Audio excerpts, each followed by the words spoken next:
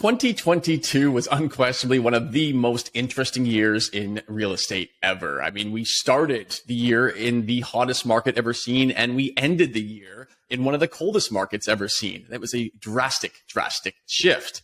Well, last week we reviewed our 2022 predictions and kind of saw where they all sat, where we got it right, where we got it wrong. And if you haven't checked out that episode, please do.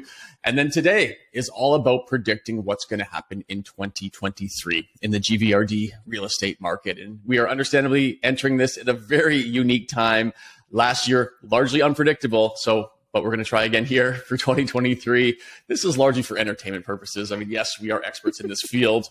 But as you can imagine, predicting even 3 months out in a wildly changing market can be tough in the best of times. So this is not to be construed as real estate investment advice, but this is, again, for entertainment purposes and for us to do our best to predict on where things are going in the new year.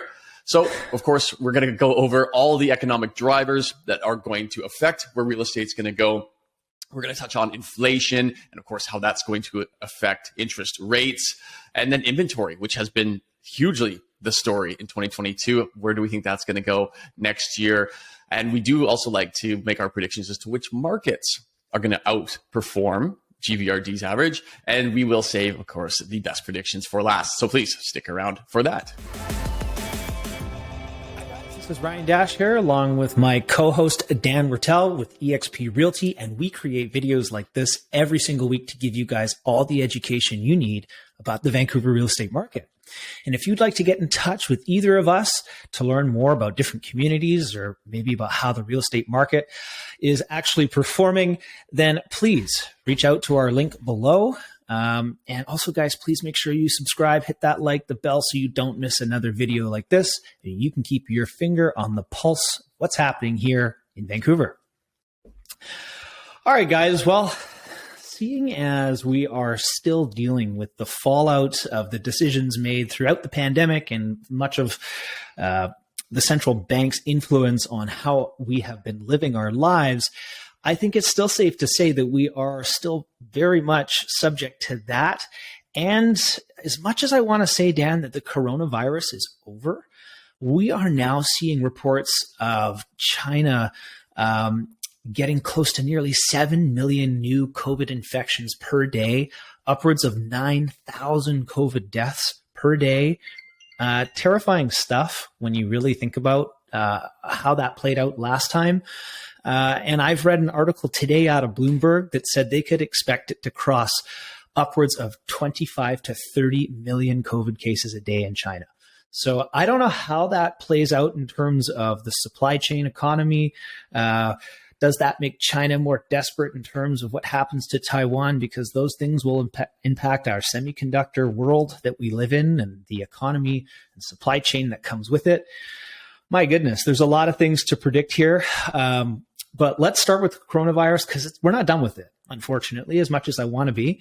We're not. And I mean, my goodness, we could even talk about the flu. It was that bad this year, right? But last time we talked about the coronavirus, we talked about how it affected our economy. So here locally in Vancouver, we went through crazy lockdowns. We got flooded with free money, and all of a sudden our economy exploded. So let's touch on lockdowns, Dan. Where do you see lockdowns in 2023? Is that going to be an issue? They tried the lockdowns once, of course, and repeated them. And we know what that really did to the world and how it affected things and sort of the mess that it made on the outset of that. Because, of course, we're not even, like you said, done filtering through what major impacts that shutdown had. Mm-hmm. So it's too much of a risk to do another full lockdown, if you will. And of course, it's country by country. But here in Canada, I don't see it happening. I don't see any more lockdowns outside of there being some new strain that's, 10 times deadlier, for example, or something like to that effect. But, with the information we have today, no, we're not going to see lockdowns here. I think we are a healthier country. We've obviously got this vaccine, which is in the vast majority of people right now, and it's currently effective here. So my guess is, no more lockdowns here, Canada, no more shutdowns. And of course, that's going to do what it will. We're going to keep pushing through the economy here.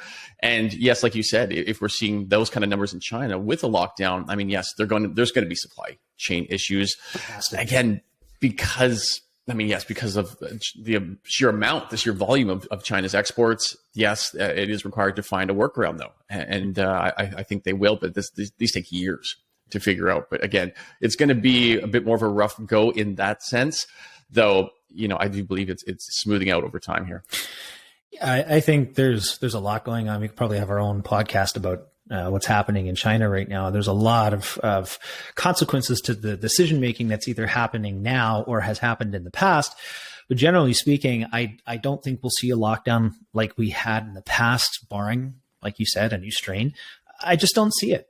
We've got too many other forms of technology to work around it now. Companies are more adaptive.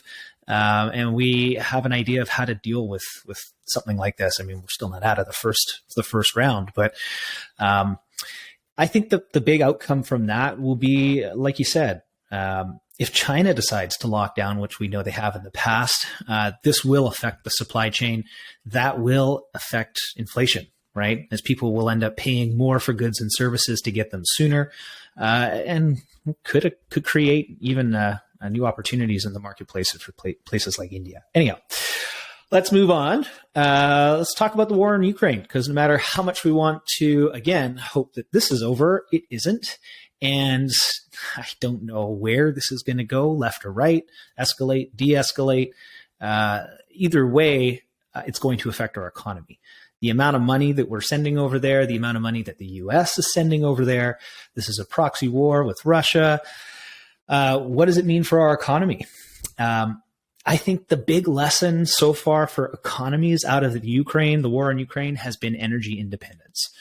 So I do think we're going to start to see more renewed interest in places like Alberta, light natural gas places like Kitimat, where projects were put on hold. They're maybe not going to see the same level of international interest, but I think from a local perspective and us being able to manage our own energy, I think there's going to be more interest there than there was before. Largely agree here. Obviously, we're coming up on the 1 year mark of this war, if you can believe it. And we're kind of going through that first real winter where they are expected to have extreme heating bills in large chunks of Europe because, of course, their reliance on Russia and the energy that comes out of there. So as of right now, I mean, Russia is going to be essentially blacklisted in a sense. And countries are figuring out ways for the new future, realizing that they may not ever be able to get energy from Russia, and definitely not at a price that they had previously. So yeah, like you said, there's countries are looking elsewhere, and we know what just happened in Germany and how quickly they built their plant. So yes, it's ideally Canada can start to tap into all of its natural resources to a higher degree. I think it's definitely worth going after more LNG up north myself, but maybe that's because I own property up there. But no, at the end of the day, no, energy is what runs the world right now. And being reliant on Russia clearly isn't working moving forward here. So yes, I think there will be opportunities here within Canada, which of course will help jobs and ultimately will affect real estate prices in those areas that they will be, let's say, drilling for oil. Just before we get on to QE and QT for 2023, I'm not sure if you heard, but in the last week or two, there was a pretty big scientific breakthrough in the States with respect to nuclear fusion. And, we're going to start to see some changes in the energy sector. It's going to be big stuff. And nuclear fusion is going to push the cost of wind and solar energy down to make it more competitive. And it's going to be an interesting time. Would love to see that happen in our lifetime. That would be me too. Incredibly exciting. Be cool. Okay, let's talk about QE and QT, Dan. What did we learn, or what have we learned about quantitative tightening and quantitative easing, and how is it going to affect 2023? Obviously, when you pump in, 20, 25, 30% new money into a system over, 12, 18 months, we see the result. And that's the inflationary world that we're living in now. So in that sense, it doesn't work. Is that the lesser of two evils? Having them not printed all this money, what would the country have looked like? They obviously tried to calm everybody's nerves by saying, okay, look, everybody kind of keeps their job, everybody has income, everyone's rent's getting paid, etc. So at the end of the day, no, I think it's going to be quantitative tightening for the rest of this year. Though at the same time, if there's another black swan event or whatnot, they have no problem hitting, start on that money printer again. They really don't, because at the end of the day, we just live in this world where people think that it's essentially a big pyramid, and as long as we keep piling people in here and keeping the economy strong, they're going to they're going to make people feel at ease. So what's my actual prediction here? I think no, it's QT for the remainder of the year. I don't have a specific dollar figure for prediction on this. I wish I did, but ultimately, we're going to see nothing like we saw the last 2 years. It's going the other way. Yeah, I tend to largely agree. I don't see quantitative easing taking place in 2023, barring as much as I want to say a black swan event. I actually think that we could see at least a strong pivot to going from quantitative tightening to nothing, to just letting it sit and play out. And the reason I think that's the case is because it largely depends on what happens with the last 7 months of rate hikes that we've been through and whether or not that produces a recession. If we end up in a recession, I think that we could see quantitative easing taking place at a faster or happening sooner, but I don't think it'll be. I don't think that it'll happen in 2023. I just don't see it.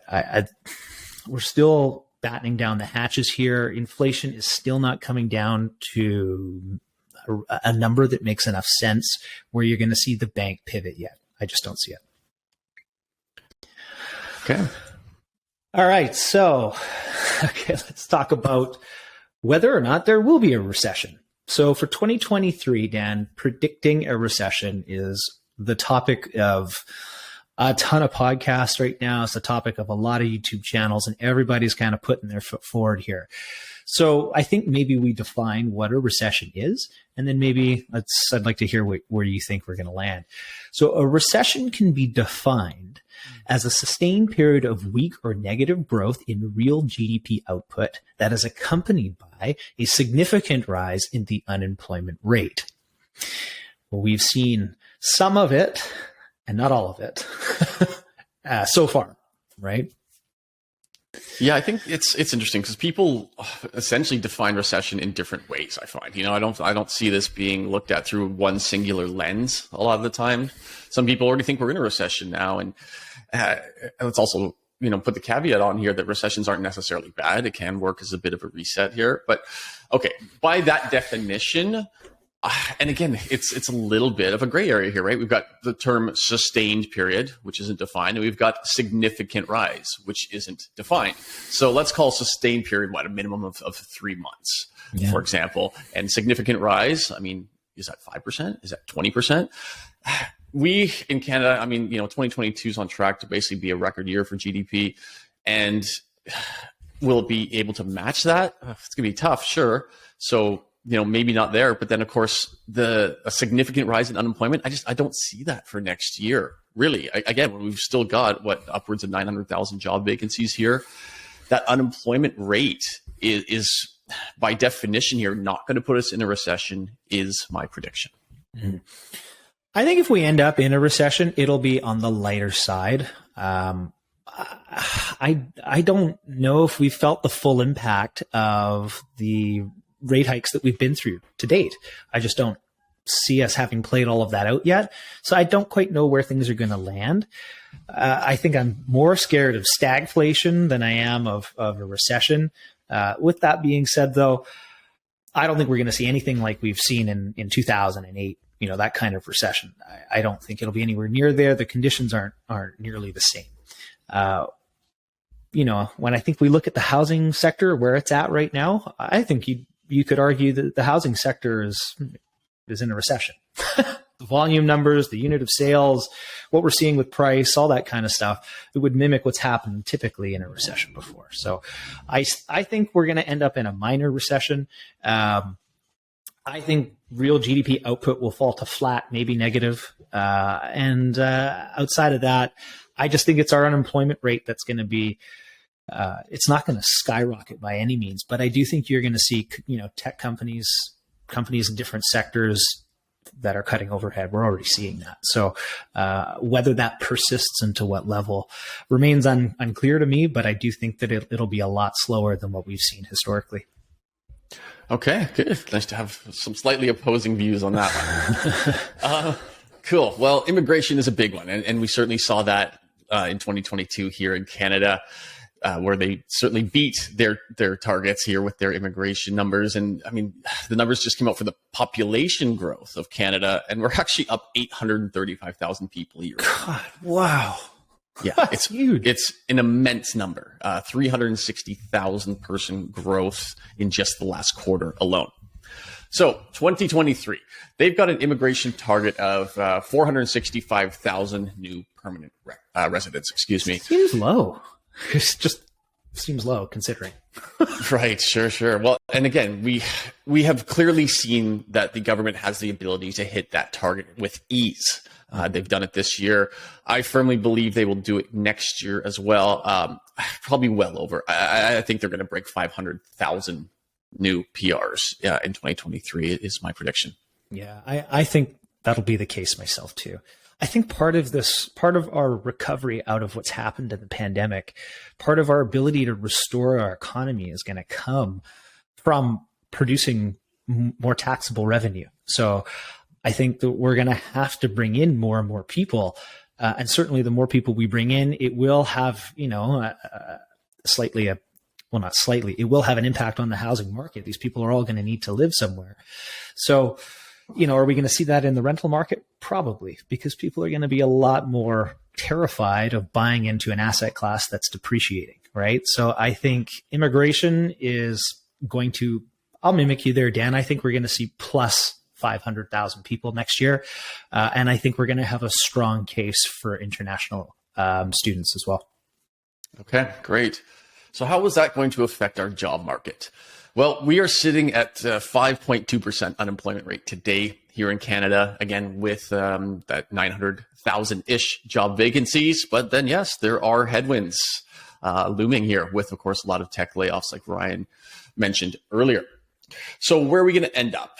I think job market is strong. I really do. I don't think the fear-mongering headlines are going to dominate this year. I think we're going to end up largely similar. I do think unemployment will rise, but only marginally. I think we're going to end up somewhere around 5.5% unemployment rate by the end of 2023.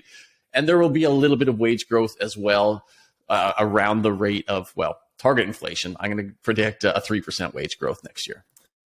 Yeah, I think with respect to wage growth for me, I think adjusted for inflation, it'll be non-existent. I don't think we're going to see any. I agree there. I think, like you said, it could be 3% up, but when you consider where inflation, which we'll get into in a second here, I think it negates that. The job market, I think, I tend to agree largely with what you're saying. Generally speaking, I think the number might be a little bit higher. 6 to 6.5% is where I think we'll end up. Okay. Crypto. I only throw this in here because we did it last year. And I'm going to caveat this with, again, this is not investment advice, but seeing as it is an interest of mine, I do think Bitcoin is still high at its current price at 16,000. I think that'll continue to soften down towards the $10,000 mark. There's a lot of support at that level. I also think that's going to be the case because it will mirror what happens in the NASDAQ, S&P 500. And I still think that there's more equity losses to take place there before recovery. So once we see some more regulation coming into the space and we're allowed to see that institutional level of investment, I think then it makes more sense. But until then, stay out of it. Okay. Well, let's move into inflation now because it is still the buzzword, understandably. And we only saw it come off slightly at the last print, down to 6.8, falling from 6.9. We're off the peak of 8.1 back in June, but we're only off 1.3% since that time, which is, 6 months ago. To fall 1.3% is not very much. It is obviously proving to be sticky. I know a lot of the core inflation numbers were actually up last print, but here we are. We're going to be talking about the key inflation indicators and where it's going to end up. I'm seeing this in a consistent downward trend throughout the year. I don't believe we're going to see a secondary spike. There are definitely some people out there who do think there will be a rise in inflation near the end of the year. I'm going to predict here a constant downward trend, but at a slow rate, ending the year at 5%. It's fair. I think that's pretty accurate. when I consider inflation, I think of a couple things. I wonder, like you said, with how sticky it is, how hard is it going to be with now companies paying employees a whole lot more than say they would have 2 years ago? How do you take that out of the economy quickly for in 1 year? It becomes difficult, and that creates this stickiness where people have more money to spend. So, I do think the Bank of Canada has, shown with a 1,600% increase in rates that they are willing to take this battle on. So I think they're going to continue their trend towards that 2 to 3% inflation target. I just want to caveat this. I do think we're going to end up around 5%, like you said, somewhere between 4.5% and 5%. But what I want to say is I don't think 2 to 3% for a target rate makes as much sense as it once did. I think with all the money that we've printed into the economy now, I think there are now, we're looking at the erosion of the 5-cent coin. That's a result because nobody needs denominations that low anymore. So, as we continue down this path with inflation, some higher prices are here to stay. I don't think we'll get back to that 2% level. And if we do, there's going to be maybe bigger problems with the economy. I think we're likely going to sit somewhere around 3% inflation once we get there. Right. Okay. Well, then with that prediction, what do you see the Bank of Canada doing with their overnight interest rate? Well, for 2023, I don't think they're really going to change course. I think they're going to continue in terms of interest rates because I think that's how they're controlling it. I do think we'll continue to see maybe 2, possibly 3 interest rate hikes, whether they're 0.25% or 0.5%. I think this will largely be the mechanism to control that. Like I've always said in the podcast and through a lot of last year, coming off of the low baseline of 0.25% was easy for a central bank, right? Raising it 1%. I mean, those rates were never going to work. So it was always going to come back up. The problem is now we're entering where we're going beyond stress tests, right? So now it gets really difficult. So I think if they are going to continue to bring inflation down, as much as they want to target that 2 to 3%, it ain't happening by next year because you'll crush the economy to do it. So I think you'll see 2-3 years before inflation really flushes out. Okay. Well, slightly different opinion here with, I think there's going to be one more rate hike of a 1/4 point at their January meeting, and then they're going to hold. And they're going to hold all the way through until Q3, where between Q3 and Q4, there's going to be a total of a 3/4 point reduction, where we are going to end the year at 3.75% overnight. I hope I'm wrong. I would love your prediction. Yeah, it's again, I think they may have overcorrected here with inflation. We may see things start to break more. We may see a lot more financial headwinds here, as we know. We know that if the Bank of Canada continues to produce losses 1/4 over 1/4 here, they are going to have to do something about that, and they can help themselves by lowering rates. So that's where I think it could end up this year. At the risk of inflation. Right. So that's the only balance. And like you said at the start of the episode, I think they tried to make the best decision. It was either dealing with inflation or depression when the pandemic hit. So what's the lesser of two evils here? I think the lesser of two evils is continuing to drive down inflation. So I think we might see more rate hikes. Exactly. And obviously that's going to have a direct effect on mortgage rates. So today we are sitting at about 5.4, 5.5 fixed and 6.2 variable-ish, depending which lender and which kind of discounts you can get. But by year end, obviously they're going to change accordingly with the overnight rate. So my prediction is they're going to converge again, kind of like they did a few months ago, ending the year 4.5%. Fixed and variable. That'll be your rate at the end of the year. I think that's going to be pretty accurate, barring some crazy black swan event. I'm looking myself, I'm thinking 5% variable, 4.5% fixed. So largely the same prediction. For many of the reasons that we talked about, as much as I'd love to see things get a little bit more aggressive, they're just not going to happen. Okay. So we talked about policies last year and new things that would be implemented. And of course, now they're happening, right? We've got the cooling off period starting in 2 days here. We've got the foreign buyer ban for 2 years, also starting at the beginning of January.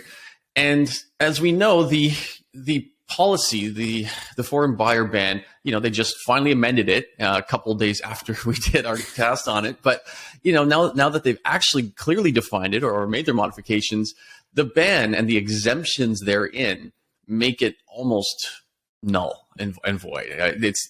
They've gone and really minimized who can actually be banned from this. And it's essentially, if you don't live in the country whatsoever, you can't buy a home here if you aren't a Canadian citizen. So if they put in any further policies in 2023, I think they will be equally as useless, meaning that it doesn't matter what they say. It's going to be lip service to show that they're doing something to help pricing, continuing to go up. But of course, we know prices are doing the opposite now. So the people yelling for new policies and whatnot are quite quiet right now.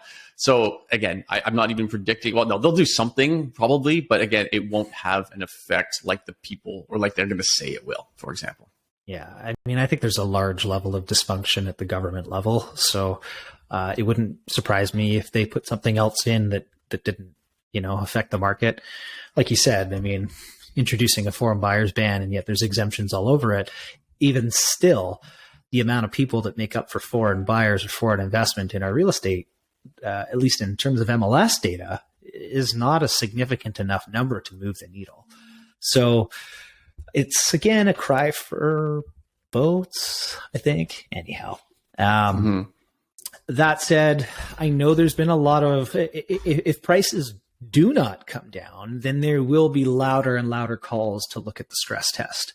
I know there was just, I think OSFI took a look at that not too long ago and decided not to change anything, making it, unfortunately, even though prices are coming down with, where interest rates are, the unaffordability level is higher than it's ever been. And so, that's why the cries are coming out. Anyhow, will they look at that again in the year? They might, but I don't think they'll change it.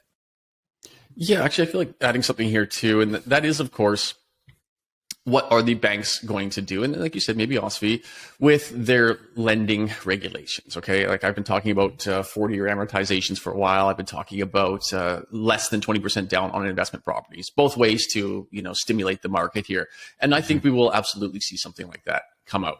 We already are seeing the first hints of it. Right, there are some banks that if you have an existing mortgage and you're having trouble with your payments, you can apply, I forget the name of it specifically, but it's basically an emergency or some kind of benefit where, anyway, you can take your 25 or 30-year AM and stretch it out to 40, making your payments more achievable. Yep. Because, of course, it's over 90% of people who qualify for a mortgage will buy at the absolute peak of their purchasing power. Mm-hmm. So what does that mean? It means they're buying, or they're going to be making the highest payment possible, right? If you can afford $3,000 a month and that's a $700,000 home, you're going to buy the $700,000 home. Correct. If your payment is $3,000 a month and you can afford $1 million home, you're buying that $1 million home, all right? 9 times out of 10, basically. So yes, the banks will find ways to stimulate people's buying power. Again, I'm going to throw the hat in the ring with the 40-year AM for sure will be one of them. And then number two, maybe the stress test is reduced. Maybe it's less than 2%, maybe it's 1.5%, whatever they may do. Mm-hmm. And then lastly, I do think we're going to see some stimulation in the investment aspect. Whether, again, that's a lower than 20% deposit for investors, I don't know. But that market is obviously going to get hit very hard now. So they're going to want to try and stimulate that because, as we know, that was 25% of all purchases last year were investment properties. So huge number. And to lose that marketplace is a pretty big hit for the banks. So I think they're going to find a way to stimulate that as well. Yeah. Wow. That's lots of predictions here, man. Yeah. We haven't gotten into real estate too heavy yet. So let's get into it after you touch on the stock market. Yeah. So again, guys, not investment advice here. I think that there's a bit of a bull and bear case for something like the S&P 500. I think it largely depends on the type of recession we find ourselves in. If we get away relatively unscathed, I don't think we're going to see too much change in the marketplaces. I mean, the S&P is right now at about 3,800. I think we could see 4,000, maybe 41 by the end of the year if things go well. If things do not go well, I think the S&P could fall another 5 to 10%. Before we go and move through a recession, at which point we'll start to see a recovery probably near the end of the year when the pivot from the banks becomes more clear. Again, this largely depends on a recession.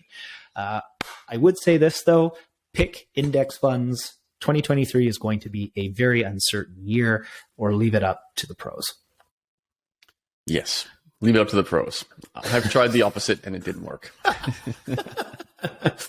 Okay, now let's get more into the real estate predictions, because everything we've just covered so far is essentially the economic drivers that are going to directly affect real estate prices. And one of the things that we discussed last year, of course, was what we call suburban remorse. There was that huge influx of people that moved out to places like the suburbs, for example, the Fraser Valley here, wherein we saw some of the highest increase in property prices, upwards of 40%, let's say, for a lot of Fraser Valley, Chilliwack Mission, etc. And now that pendulum is swinging the other way. And so we kind of thought, hey, would there be remorse of people saying, okay, great, I go get this huge house out in the valley because I get to work from home forever. But then, hey, guess what? Knock, knock. There's your employer knocking at the door saying, hey, guess what? You're coming back to work downtown. And suddenly you realize that 2.5 hour commute sucks. So you would have to go back. Well, yes, we saw a bit of that last year, but where's it going to go this year? And I think, yes, more companies are opening up, and yes, people now have to continue to move back. And I think a lot of the remorse now, of course, is the prices. Because if you bought, let's say, during more of the peak, and now your home is down 30%, and maybe you have to sell to move closer to work. I mean, that's obviously a very painful position to be in. Some people may even be underwater at that point if they were forced to sell. So yes, I think there will be continued suburban remorse in that sense. I think we will see people moving out of there back into places closer to their physical offices. And I also want to loop in vacation properties into this section, because of course, during the height of the market last year, we saw a lot of people leveraging their properties to buy secondary properties, including vacation houses, Whistler, Kelowna, et cetera, et cetera. Now, as those people on variable rates, especially, who have seen their payments go up 40, 50, 60%, those are the first type of properties that they're going to have to unload. And of course, we're seeing those type of properties come off in prices as well. So I think there might be some remorse in the sense that people have to unload these properties, and they will be unloading them at a loss. I mean, I pretty much agree with everything you said. The only thing I think I would mention on the flip side of that is kind of like, it's the Warren Buffett way of looking at things. When everybody is running towards something else, what are they, what's the opportunity on the other side, right? Mm-hmm. And I do think that if you are a savvy investor looking through 2023, or you are considering maybe a move a little bit further away from the center, by that I mean Vancouver, the GVRD, into a suburb, there could be good opportunities for you now. As I believe, we'll start to see the movement for convenience coming back to the office. People are going to want to be closer to the downtown core. We also saw, Dan, throughout this process, that when things began to correct the other way, properties that were closer to the downtown core did not correct as badly as the properties beyond that. Mm-hmm. So I think people will have learned that lesson too. So again, I think we'll start to see 30-ish minutes from the downtown core will remain relatively stable, with, I think, a lot more people looking to get into those markets. And I think beyond that is where you're going to see some great deals, great opportunities for families looking for more space. Agreed. Yep. Again, anything that, like we said, unfortunately, if there's remorse on one side, it's pretty much opportunity on the other. Yep. Okay, now let's get into the sales volumes for next year, because it's going to be an interesting one too. And keep in mind here, we started this year at record high month-over-month sale volumes, and now we're sitting at essentially 20-year lows, or at least back to the global financial crisis level of sales, which is very low. But when it all washes out for 2023, I really think it's going to be a slow year in volume compared to 2022. It's going to be more even throughout the months. I don't think we're going to see these spikes, but I think at the end of the year, it's going to wash out at a 10% lower volume in total sales for the year for GVRD. Yeah, I completely agree. Everything we're talking about leads to that. I think, like you said, we may see sales volumes lower in more suburban areas, but then it'll balance out with a higher volume of sales in denser places, but for lower dollars. Okay. Well, why don't you walk us through what you think is going to happen with the sales to active listings ratio? Yeah, I mean, this is largely sentiment based, right? So I personally feel when you look at the Vancouver real estate market, we just have so many other constraints that a lot of other marketplaces across not only Canada, but the rest of the North America market just don't deal with. So with that said, I think we're still going to trend towards this low sellers market, or you will, or high balanced market. One of the two. I think it'll constantly move between the two. I don't think we'll see, long periods of time in a balanced market, or, long periods of time in a seller's market until we see a pivot again, right? So I think we're going to see this. We're going to see this fluidity between a balanced market and a seller's market. But I still don't think you're going to see a buyer's market. We have far too many strong fundamentals, too much interprovincial migration. We don't have enough rental supply. There's a lot of reasons that we won't see a buyer's market. Yeah, and keep in mind too, inventory. I don't think we're talking about new listings here, but new listings are going to remain very low, and that's going to keep inventory very low, right? We've seen it now. Anybody who's been forced, quote unquote, to sell has had to do so, and we've seen zero spike in inventory, and we're dropping dramatically here in December. So we're going to be starting January at a very, very low inventory rate. We're still going to be, we're only going to end up with, 1,300 odd sales this month, but it's not even going to push us into a buyer's market at all. It's still going to be on the higher end of a balance. So that's going to continue through the year because the inventory will remain low. So even if sales volume is low, without the inventory, it just won't ever get pushed into that buyer's realm.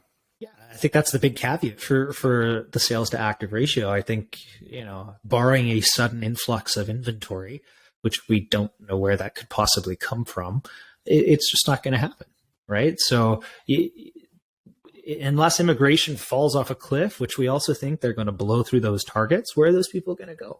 All right. So there's only so much prices and activity can drop before there's just too much. The fundamentals are too strong to operate, right? So yeah, for sure. Okay, let's move over into pre-sales right now. I think pre-sales are going to be incredibly slow next year in comparison. I think we're going to see as much as a 25% drop in overall sales for pre-sales. But with an asterisk here, it's not because of a lack of options. I think we know developers are pulling back right now, right? The marketplace is not very frothy for pre-sales in the sense that, that's largely an investor-driven asset class. And of course, we also know construction costs, everything else super high right now. So yes, a lot of projects are not coming to market. So it's harder to buy things if they're not for sale. Now, that is also, you got to think of the sentiment out there, right? We're going to go through a rough time for a lot of people who are trying to offload their pre-sales that maybe are completing in the next 6 to 12 months, and they can't even qualify for the mortgage or the payment rather to be able to complete on these. So assignments are going to be readily available and likely at a discount. So just the whole sentiment, like you mentioned earlier, Ryan, it's just not there for pre-sales. So I think both the demand and the supply side are going to be reduced by around 25%. Yeah, I largely agree. I think the only thing that could push those numbers, depending one way or the other too, is the cost of materials and the cost of buildings, and that comes from the supply chain. And so if COVID, disrupts the supply chain again, and things become, we saw throughout the pandemic, the price of wood soar, right? So, are we going to see that again? I don't think so. But I'm not barring it out, not with what's going on with COVID right now. And that could affect, the developer's decision to build or go to market. So completely agree. Absolutely. Okay, perfect. So let's now discuss the rental market, because we're entering the year right now where rental rates are essentially at an all-time high. There's a few that have maybe rolled over or been flat for a month or two. North Vancouver, I think, just hit a new all-time record just last month. But where's it going to go? rent rates do cycle a bit, similar to resales. But I think right now, because we're kind of at a peak of the current cycle, it's not going to go much higher. Again, we know the demand is immense, but we also know that there are a record number of rental properties being built today across Canada. But yes, let's focus on Vancouver here. So what's that going to mean? Oh, plus, of course, you've got these empty homes taxes, and you've got the and the strata bylaw that's been the strata bylaw. Thank you. That's what I was looking for. Which will unquestionably bring some new inventory in the rental market to market. So based on all of those things, they're kind of pulling each other in opposing directions. But to me, that means things are going to end up flat for the year. So yeah, it's going to trickle up, down a little bit. But ultimately, I think the average rental rate in Vancouver will emulate where it is today in 1 year from now. Yeah, and if that's the case, and then it could also help to float new interest rates, right? So that could be an interesting turn of events as well. I tend to largely agree. I think the rental market will maintain. I think a lot of people will just opt to rent next year as opposed to buying for obvious reasons. The elevated cost of borrowing and the uncertainty of a falling asset class. I mean, nobody wants to buy something that's losing value. So I think people will, until this bank pivots, until we see inflation numbers, hitting expectations. Yeah, I think, the rental market will maintain. Again, you're dealing with incomes a whole lot more when it comes to rental rates. So, it's tied a lot more to income as well. So, if we have real negative wage growth, then I don't know how we charge a whole lot more for work compared to where we currently are. Okay. Let's now talk about the luxury market, because it's an interesting one to track. And it was fairly robust in 2022 in the sense that there was, by the end of the year here, we're going to wash out at about 115 homes over the $7 million mark sold. Mind-blowing. Right. Yeah. And this was fairly consistent even through the latter half of the year when everything else really slowed down. So understandably, I still think that market moves rather independently of the economy and what the rest of the market is doing. I think big money is still loving Vancouver, and I'm going to predict around 100 homes next year over $7 million will be sold. I'm going to deviate a little bit from that. I believe it'll be closer to something like 80. I think we're going to see a bigger reduction just because I think who are the people that typically buy luxury homes? If it's not somebody who's inherited a lot of money, it's typically business owners or people who are managing a whole lot of other resources. And, if they can get a good deal, that's one thing. But if we're not looking at decent deals and you've got business owners that are trying to float their businesses, I think we might see dollars flow in different directions in 2023 as opposed to maybe how they ended in 2022. Okay, perfect. Well, two more predictions to go, and this is one of the big ones, and probably the ones that you stuck around here for. Prices. What is going to happen with prices in GVRD?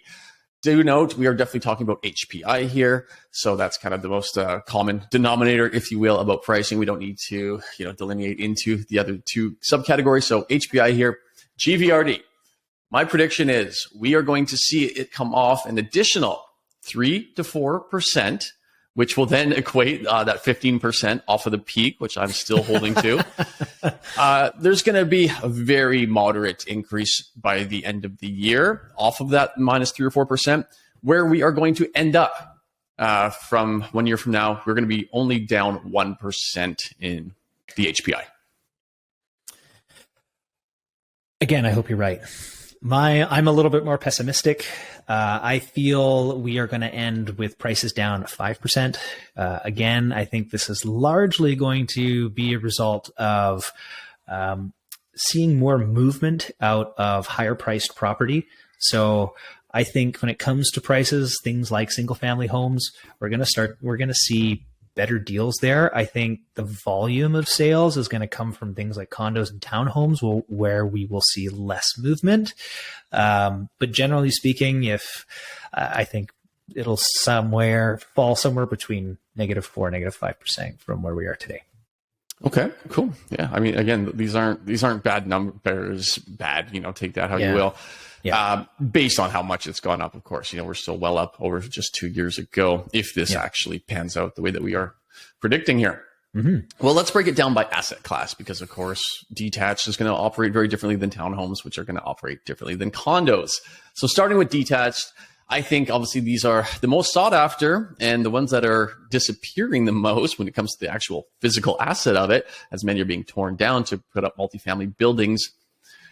But they're still so sought after. But again, they're also the most unattainable when it comes to pricing.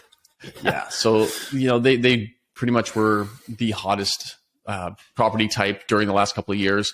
That's now rolling over quite a bit. I think by year end, we're going to see detached off another 5%. Yeah, I think we're going to see even more. I think we're going to see upwards of 8%. And the reason for that, Dan, is kind of like I talked about before. I think we're going to see a bit more of a movement out of the suburbs and back towards the center of town. And I think that will, that'll result in prices being more stable in townhomes and condos and duplexes than it will be for single family homes that are in the suburbs that have already taken a pummeling. And if equity markets are going to continue to soften, I think these asset classes will go with it. Okay. Let's do townhomes next. Again, more of a detached feel, but at a little bit better price, if you will, a bit more accessible price. So I think the demand is still there, and I think people are going to be buying at the top of their budget, which ultimately is going to put a lot of focus on townhomes, and there's a lot of them being built because the demand is there. So I think largely that property type is going to remain very flat throughout the year. Again, yes, there's going to be ups and downs, but my prediction is it's going to go up by 1% by this time next year. Yeah, I think the margin of error we're talking about here, Dan, is pretty reasonable. I'm saying it's probably going to be between -2% and -2.5%. So I think that'll be largely due to the fact that some of the townhomes, especially in the east side, west side of Vancouver, are still quite pricey, and I think we'll see a little bit of movement off of those prices. Okay. And then lastly, we have condos. And interestingly, this is the one that we have the most varied opinion on. I mean, when it comes to the pricing. Condos, I think, because of sheer affordability, that's where most of the attention is going to go next year. I think obviously people will buy what they can afford. And right now, that has come down 25, 30, 35% from where the purchasing power was a year ago, pushing people from maybe that townhome dream into a condo reality. So I think based on that metric almost alone, we're going to see condos actually increase in price a little bit by the end of the year, ending up 3%. Yeah, so I think, like I just talked about with respect to rents, I think we're going to see more people rent next year than buy. So I think it'll be more popular. I shouldn't say there's going to be more people that'll rent than buy. I think it'll be a more popular opinion, a more popular sought after outcome for some people who are likely going to be delaying until rates get lower into 2024. So I think we'll continue to see some softening, -2%. Okay, perfect. Well, that was prices. We've got the one bonus one for you here, which we did last year as well, but we saved it till last today. And that is, what are the 5 markets that are going to outperform price-wise against the GVRD average? I'd love to start this one off, and I'm going to go with Whistler because, well, again, supply and demand, right? We've got the local town with the global demand, and hey, it's exempt from the foreign buyer ban too. So really easy to put money into that area. It's outperformed GVRD for probably, I don't know, the last 10 years easily. And I think based on just the still global demand to be up there and the fact that it is exempt from the foreign buyer ban will keep a lot of money flowing into it, and it will outperform the GVRD average next year. Yeah, I largely agree with you. I think Squamish will be a very interesting marketplace. I think it has been for the last 2-3 years. I think it will continue to be so going forward. It's the alternative to Langley. It's the alternative to Surrey. And I think, generally speaking, like you talked about with where Whistler's going, there's going to be, an interest in people who love to live that outdoor lifestyle, but need to still be within that 45-50 minute range to the center of town. So I don't see that going anywhere. In fact, it could improve a whole lot more if we get some more direct transit options to places like Squamish, I think you could see a whole lot more interest take place in that market. Okay, perfect. Number 3, I'm doubling down on my prediction from last year, which was one of the ones that was correct, and that's Burnaby North. I'm just seeing a lot of interest there. It's almost an underdeveloped area that is getting a lot of development now. So I think the demand there will continue to grow. It's getting obscene rental rates in that marketplace. Yeah. So again, that's going to also see some investor funds flowing into that. So Burnaby North is number 3. Same with pre-sales. Pre-sales have been getting some crazy numbers out in Burnaby North. So expect to see that grow. I completely agree. Number 4, I believe Langley will start to see a bit of a resurgence. It's been pummeled in the last little while. So how low could it go, right? So, if you are a savvy buyer, savvy investor, or you're looking, like I said, to get a deal to upsize for your family, this is where you're going to get it. Langley is very popular as well for a lot of businesses, a lot of commercial businesses, for its proximity to, 1, the border, and also 2, the highway. So I think you'll see renewed interest in Langley. I think this is a bit of a blip on Langley's radar, and it'll come back. Okay. And then lastly, number 5, that will outperform the GVRD. I'm putting my money on New West. I think there's a lot of construction going in there, and there's still solid demand. We also just saw a pre-sale of about 150 units sell out in like 2 weeks. Yeah. So again, we're seeing the demand there, and it's already got the infrastructure. It's close enough to the city. It's got the rapid jobs. Transit. That's right. You've got the big 2 towers going up by Costa right there. It's going to completely transform the whole city. So it's going to, I think, become even more attractive next year, and we're going to see some money go there. Great choice, Dan. Okay, well, there they are. It's official. 2023 predictions are up. Let's see how this year goes. We're really excited because it's going to be a very unique year. Things move very fast in Vancouver real estate, as you know, and that's why we do these videos every single week. We appreciate you so much making it to the end of this video. If you had fun, if you enjoyed it, please subscribe and please forward it on to a friend or family member. And we will see you in one more week. Happy New Year.